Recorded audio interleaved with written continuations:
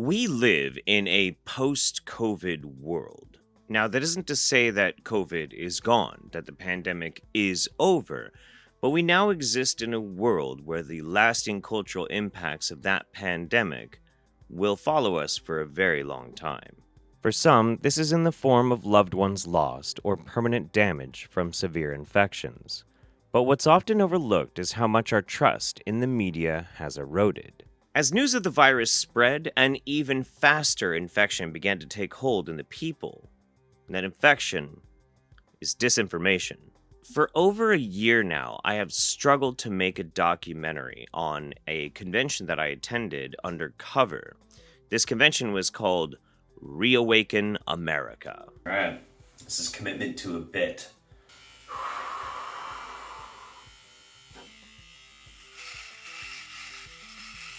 Yeah, man. That's what I'm talking about. There is no end to the amount of stupid shit that I will do if I think I'm gonna get this scoop. Listen, man, I need you to know something. If I need you to fuck every dusty old lady in here to get us VIP access, I mean, I'm willing to make that sacrifice. There's no other sacrifice I'd be willing to make. I mean, goddamn.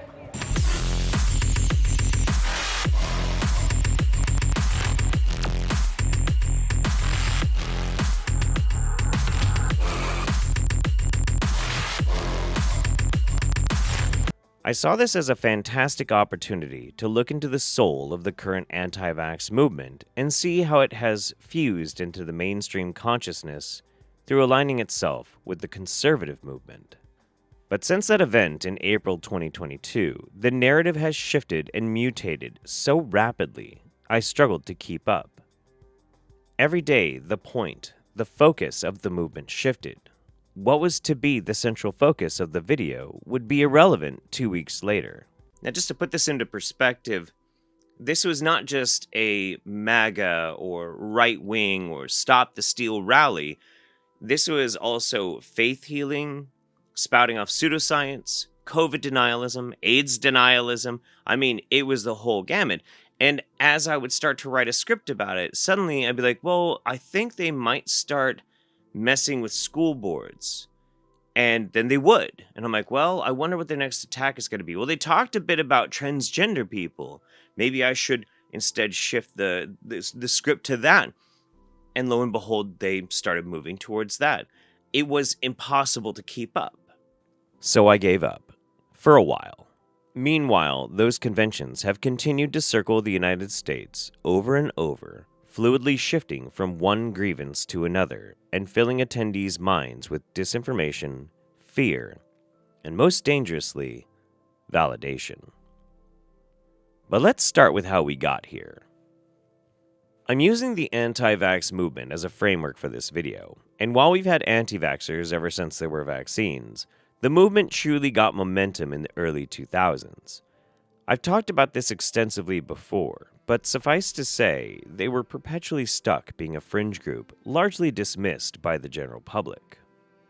As you can imagine, a global pandemic didn't help things, but there was something else that shot nitroglycerin into the veins of the conspiracy.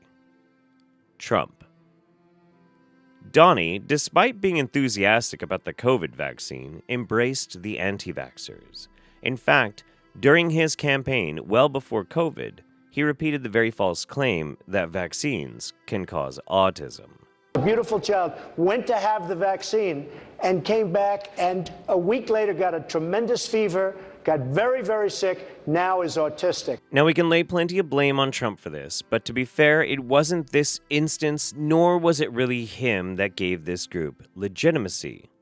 It's what caused Trump. Disinformation. The poison in America. Let's take a step back in time. The year is 1949 and the Federal Communications Commission implements something called the Fairness Doctrine. This is not so much a rule as a framework for challenging bias in media reporting. The doctrine stated that news companies had to present controversial topics and include both sides in said reporting. This did not dictate that each opinion should be given equal time, only that they were presented. The genesis of this doctrine came when warring radio stations challenged each other in regards to overt political campaigning. The FCC set in place the Mayflower decision, which declared that radio stations, due to their public interest obligations, must remain neutral in matters of news and politics, and they were not allowed to give editorial support to any political position or candidate.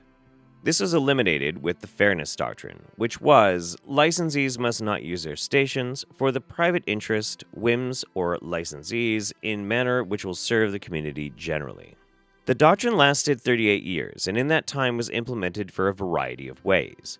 For instance, it was used to successfully challenge the license of a radio station habitually pushing segregationist views. That isn't to say, however, that the Fairness Doctrine was perfect. In fact, John F. Kennedy's administration routinely challenged right-wing radio with the doctrine, knowing these smaller town stations couldn't afford court costs. Now, this would either force them into giving the president's administration some time on their station to challenge their own views, or they would have to stop broadcasting their more abrasive commentary. In 1987, the doctrine was repealed, largely thanks to the Reagan administration and their appointees to the FCC. Now, why is the Fairness Doctrine important? Was it a bastion of free speech? Did it protect us against disinformation? Well, it's more complex than that. My contention is that the Fairness Doctrine was not a shield, but it was a framework by which one could issue challenges. Opponents to the rule cited a free speech violation. Radio stations being forced to give opposing views, I guess, hurts the national dialogue? But I digress. If one station was accused of pushing overt propaganda, there was a platform by which this could be discussed. There was a governing standard by how information or disinformation was delivered to the public. And while there are arguments for and against the Fairness Doctrine, what can't be argued is what eliminating it actually did. It gave rise to this. How many Native Americans, how many Indians were killed by the arrival of the white man through disease and war? And how many people have died since the white man arrived here due to lung cancer, thanks to the Indian invented custom of smoking tobacco? Who are the real killers here? Where are our reparations? That's right, Rush Limbaugh. Now, this might be a little controversial for me to say, but I fully believe that Rush Limbaugh is the single most influential person in American politics in the past 30 years, for one very simple fact. He brought us something that we had never really had before.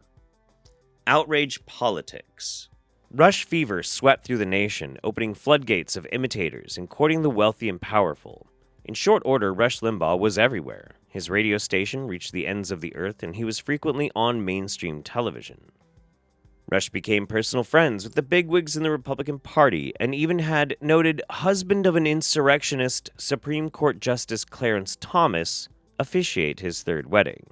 And just like Ronald Reagan destroyed the economics of America, feel free to watch this video, link in the description below, Rush destroyed the political dialogue. He magnified the conspiracy theories. So in hurricane tracking and hurricane forecasting, I've been able to spot where I think they might be playing games because it's in the interests of the left to have destructive hurricanes, because then they can blame it on climate change, which they can desperately continue try to selling. He embraced the hateful rhetoric. This is Michael J. Fox. He's got Parkinson's disease. And in this commercial, he is exaggerating the effects of the disease. He is moving all around and shaking, and it's purely an act. This is the only time I have ever seen Michael J. Fox portray any of the symptoms of the disease he has. He spread dangerous public health misinformation. The coronavirus being weaponized as yet another element to bring down Donald Trump. Now, I want to tell you the truth about the coronavirus. What, you think I'm wrong about this? You think I'm missing it by saying that's... Yeah, I'm dead right on this. The coronavirus is the common cold. He normalized the tribalistic and combative nature we now find ourselves in American politics. And furthermore, he made an obscene amount of money doing it. I don't want you to get the wrong impression that before Rush Limbaugh, politics were friendly. In fact, we had an entire civil war over a disagreement about politics. Well, actually, it was a disagreement about slavery, but you get the idea. But with the increased access of information at a breakneck speed, Rush took advantage of the no rules, no restrictions form of political advocacy in news media. He saw how easily we could reach out and inform each other, and he used it to promote intolerance and breed hatred. Rush Limbaugh is the tainted seed of the culture war. And we see that today. We see his tactics reused and reinforced. Take a topic, like transgender children in sports. Hold up a magnifying lens to it to shock easily manipulated people into thinking it's a rampant problem. Never zoom out to realize what an infinitesimally small and isolated situation it actually is. Never question why you're spending more time on this one topic rather than, for instance, why nobody in the country can now afford to buy a house. Take a topic, like a global pandemic. Laser focus on the personal inconvenience of social distancing.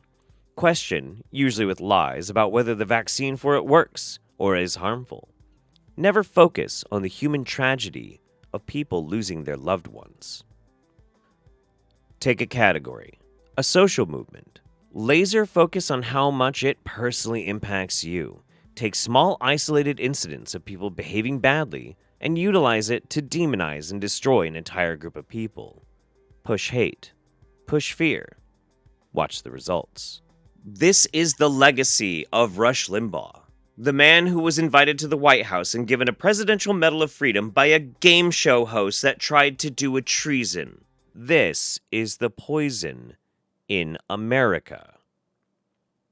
When I make condemnations of Republicans, I am speaking very specifically about politicians and propagandists, pundits, media personalities. I'm not talking about an average Republican voter, because most people are not like these people who get paid tons and tons of money or are elected into positions of power.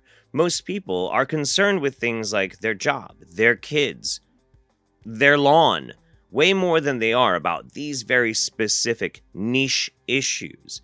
And they rely on the news media, usually ones that seem to be of their same political persuasion, to keep them informed. And in that way, they're actually kind of victims of disinformation. And in my experience, even people who are routinely exposed to propaganda can show great empathy and understanding when spoken to patiently. This does not extend to propagandists and pundits. Those people will claim, "Hey, I'm just like you," while cashing fat checks from wealthy mega donors or their corporate office. And this brings me to another point, possibly one of my most controversial. There is no centrist position on this topic. Let me explain.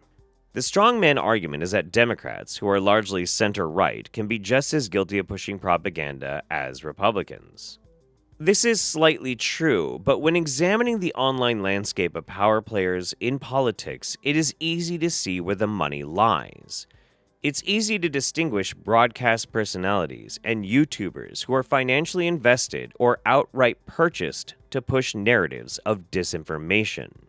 If there exists a left-leaning example of this, it pales in comparison.